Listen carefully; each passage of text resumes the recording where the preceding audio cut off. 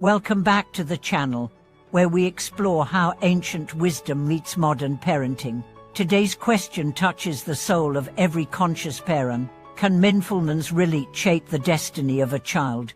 Can Buddhist teachings, applied with love and awareness, empower our children to rise above inherited struggles, bad habits, and unseen karmic burdens? Buddhism gives us an extraordinary answer: yes, but not through control, not through perfection, and not through the avoidance of suffering.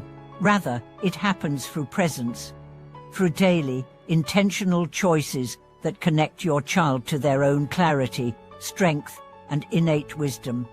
Mindfulness is not just for monks, it's for mothers, fathers, and guardians who know that raising a child is one of the most sacred responsibilities of a lifetime.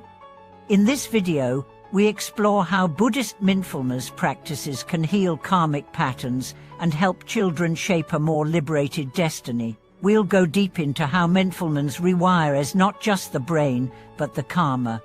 How you, as a parent, can become a field of stillness in a chaotic world.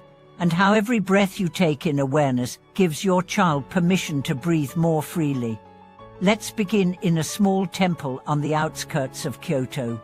A father and his teenage son sit together during evening zazen. The son, restless and silent, has been struggling in school, withdrawn, frustrated, angry. The father has been advised to give him space, but instead, he brings him here. They sit, they breathe, they say nothing. After a few sessions, the boy begins to shift. He speaks less with his mouth and more with his eyes. He softens. What changed? Not the circumstances and not the school, not the world.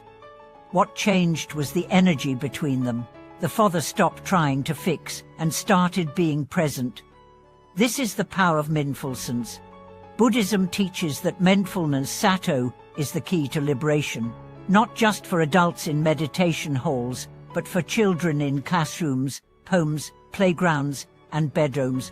Mindfulness is the ability to be fully here, without judgment.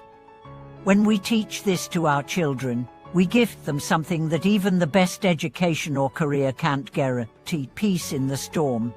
But how does mindfulness work on karma? Let's look at it closely. Karma is action, and action is rooted in mind. Before every word, every gesture, every decision, there is a thought. That thought has energy. That energy creates ripple effects. When a child grows up in an unconscious environment filled with reactivity, blame, and fear, they inherit that frequency. They become anxious, confused, disconnected. But when they are raised in mindfulness, they are taught to pause, to notice, to choose. This awareness interrupts the karmic flow and begins to reshape it. Take the example of a girl named Priya. Her family lived in Mumbai. Her mother, a yoga teacher, began teaching her breathing exercises when she was 6. At first, it was fun.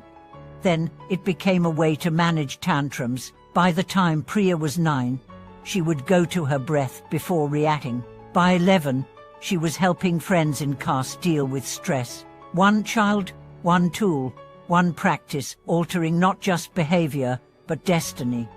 You don't need to be a mindfulness expert to do this. You simply need to live it. Here's how. Start with breath. Teach your child that the breath is an anchor. When they feel scared, they can return to it. When they feel angry, they can ride it like a wave. Before sleep, sit with them and take 5 breaths together. In through the nose, out through the mouth. Feel the breath. You can whisper. It's always here for you. Use moments of emotion as practice, not punishment. When your child is upset, say, "Let's sit together and breathe." Or, "Can you tell me what you're feeling?" Slowly. Over time, they learn that emotions aren't shameful or dangerous. They're just energy. They can watch them instead of being controlled by them. Practice body scans. Before bed, guide them through a simple scan. Feel your toes, your legs, and your belly, your heart, your face. This grounds them in their body. It teaches them that they are more than their thoughts, that they have a refuge within. Introduce mindful walking. Go outside, walk slowly. Say, let's feel the earth under our feet. In Buddhist monasteries, children are often taught walking meditation before sitting meditation, because movement helps regulate the mind. This is especially helpful for active or anxious children. Create a mindfulness corner. A small cushion, a bell, a candle, a few stones, a quiet place where they can sit when they feel overwhelmed, not as punishment, but as invitation. Model mindfulness in conflict. When you're upset, instead of yelling or withdrawing, say, "I need a moment to breathe before we talk." This models regulation. It shows them what it means to honor emotion without being ruled by it. Use rituals as mindfulness tools.